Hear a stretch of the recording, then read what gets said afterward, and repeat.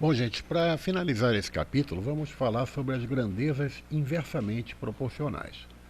Vocês provavelmente devem estar estudando em química, ou em física, ou em ambas, né, uma coisa chamada lei de Boyle, que relaciona a pressão e o volume de gases, tá? Num chamado sistema isotérmico. Vamos ver o que é isso, né? O cientista anglo-irlandês Robert Boyle estudou a relação entre a pressão e o volume, tendo como base um sistema isotérmico com temperatura constante, né? É o significado da palavra isotérmico. Ele concluiu que ao aumentar a pressão, vejam, ao aumentar a pressão, o volume diminuía proporcionalmente. Tá? Então está claramente aqui uma relação inversamente proporcional. Veja na tabela a seguir alguns dados que relacionam a pressão aplicada sobre um determinado sistema e o volume. Tá? Então temos aqui na primeira linha da tabela, né, a anotação das pressões e embaixo o volume correspondente. Tá? Então, por exemplo, para uma pressão de 0,5 atmosferas, o gás, né, estava apresentando um volume de 0,8 metros cúbicos. Quando a gente dobra a pressão, né, de 0,5 passa para 1 atm, né, 1 atmosfera, olha o que acontece com o volume. Né? Ele cai pela metade. Tá? De 0,8 ele passou para 0,4. Então o que aconteceu? Eu dobrei a pressão, né? Dobrei, foi de 0,5 para 1 e o volume diminuiu pela metade, tá? Foi dividido por 2. Da mesma maneira, se eu passo a pressão de 1 atmosfera para 2 atmosferas, portanto dobrei, né? Multipliquei por 2 aqui, o que aconteceu com o volume? Mais uma vez, ele foi dividido pela metade, de 0,4 passou para 0,2. Tá? E assim por diante. Passando, por exemplo, de 2 para 4, dobrando mais uma vez, o volume mais uma vez cai pela metade, de 0,2 ele vai para 0,1. E finalmente, de 4 para 8 atmosferas, né, eu estou dobrando, o que vai acontecer com o volume? Vai ser dividido por 2, cai pela metade, né? A metade de 0,1 é 0,05, tá bem? Então é importante notar que ao dobrar a pressão, o volume V cai pela metade. Já quando essa pressão P é reduzida pela metade, o volume V dobra. Né? Se eu estivesse analisando aqui a tabela ao contrário, né? Por exemplo, de 8 atmosferas eu diminuo para 4 atmosferas, então o que acontece com o volume? Né? O volume vai aumentando. Né? De 0,05 ele passaria para 0,1 metro cúbico. Então, na lei de Boyle, definida por P vezes V igual a K, olha só de novo aqui, né, aquele K que a gente viu, que é a constante de proporcionalidade, o produto, né, a multiplicação entre a pressão e o volume será constante, né, que está representado ali pela letra K. Ou seja, a razão da pressão pelo inverso do volume será constante. Tá? O que a gente tem aqui? P vezes V é a mesma coisa que P dividido pelo inverso do volume, quer dizer, 1 sobre V. Tá? Vocês podem verificar isso se quiserem. Né? Por exemplo, eu vou pegar aqui P dividido pelo inverso do volume, que é 1 sobre V. Tá? Isso aqui é igual a K. Agora, vamos fazer uma transformaçãozinha, né? P sobre 1 sobre V é uma divisão de frações. Tá? Como é que a gente faz isso? A gente mantém a primeira fração, que é P, na verdade é P sobre 1, mas não precisa escrever, né? E multiplica pelo inverso da fração do denominador.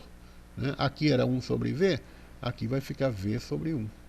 Nem precisa escrever o 1, mas tudo bem. Tá? Então o que vai acontecer aqui? P vezes V é igual a K. Tá? Então tanto faz, dá para a gente observar aqui que tanto faz escrever P vezes V igual a K, como P dividido, aqui, dividido pelo inverso do volume, que é 1 sobre V. É a mesma coisa. Tá? Agora, quando a gente está resolvendo problemas, às vezes a gente usa esta forma aqui, né, e às vezes usa essa outra aqui. Tá? Então é importante a gente saber esta equivalência, tá bom? Eu vou resolver aqui um exemplo aqui junto com vocês, né, dentro dessa linha de divisão em partes inversamente proporcionais, e em seguida vocês vão fazer uns exercícios para enviar para mim, tá bom?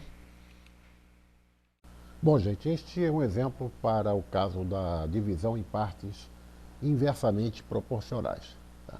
Trata-se de uma questão da Cefet, de Minas Gerais, que diz o seguinte: uma herança de 60 mil reais foi dividida entre 3 filhos A, B e C de maneira inversamente proporcional.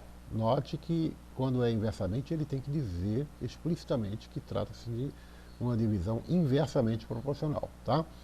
Bom, inversamente proporcional às respectivas idades, né? As idades dos filhos, 10, 15 e 18. Né? Então, A tem 10 anos, B tem 15 anos e C tem 18 anos. Tá? A quantia em reais que o filho B recebeu, atenção para a pergunta, né? Ele está perguntando apenas a respeito do filho B. Tá? Mas vamos lá.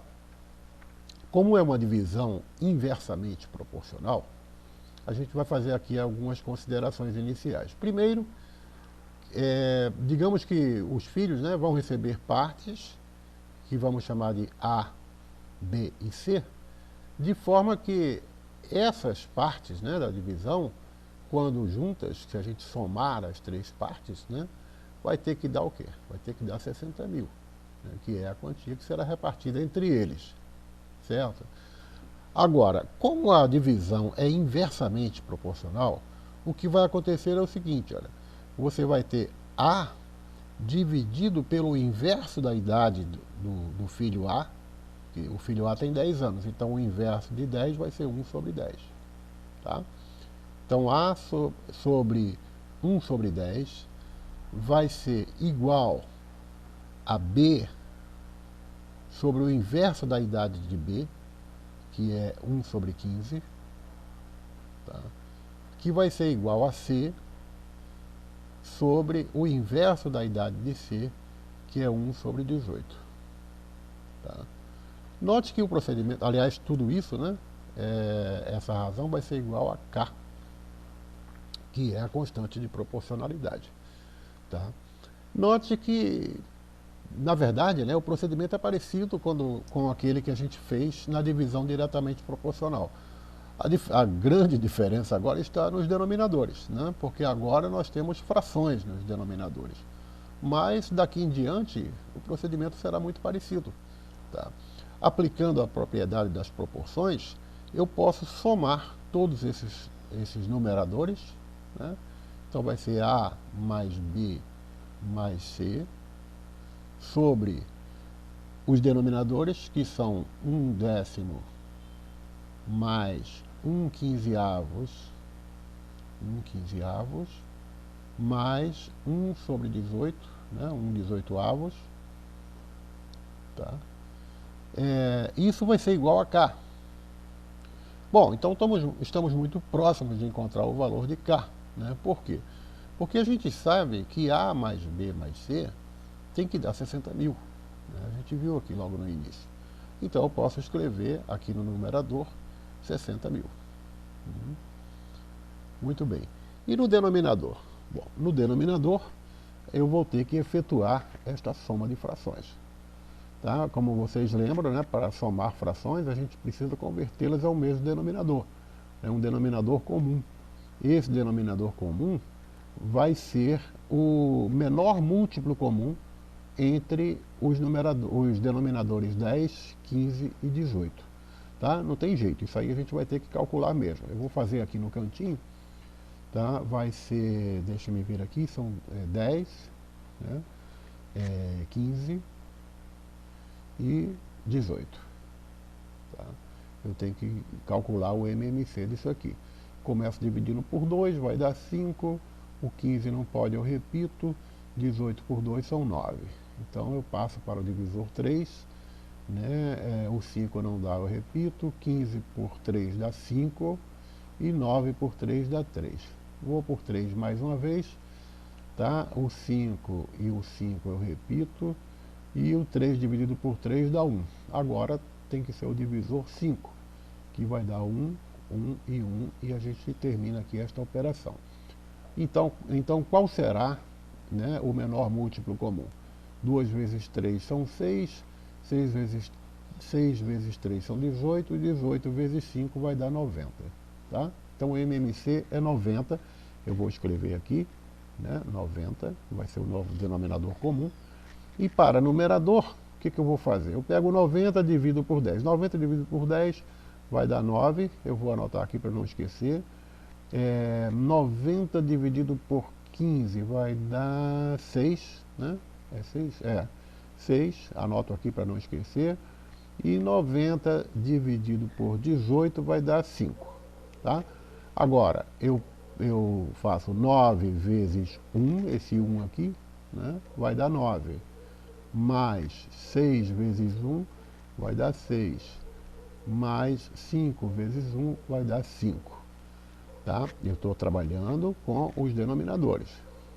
Vou encontrar uma única fração. Muito bem. 9 mais 6 são 15. 15 mais 5 são 20. Então, 20 sobre 90. É a soma dessas três frações aí. Tá? Mas eu posso simplificar isso, né? Eliminando esse zero, vai dar 2 nonos. Melhor trabalhar com a fração menor. Tá certo?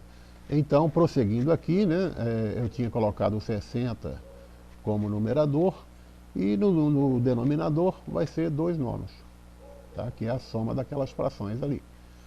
Isso é igual a K.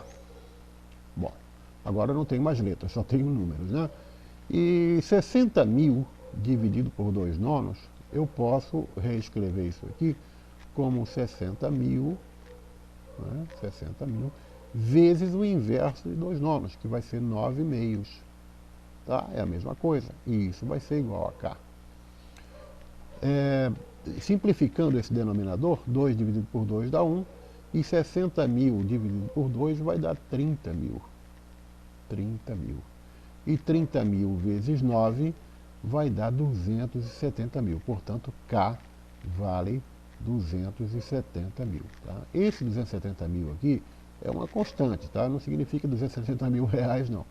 Até porque a maior quantia envolvida aí nesse problema é 60.000 reais. Tá?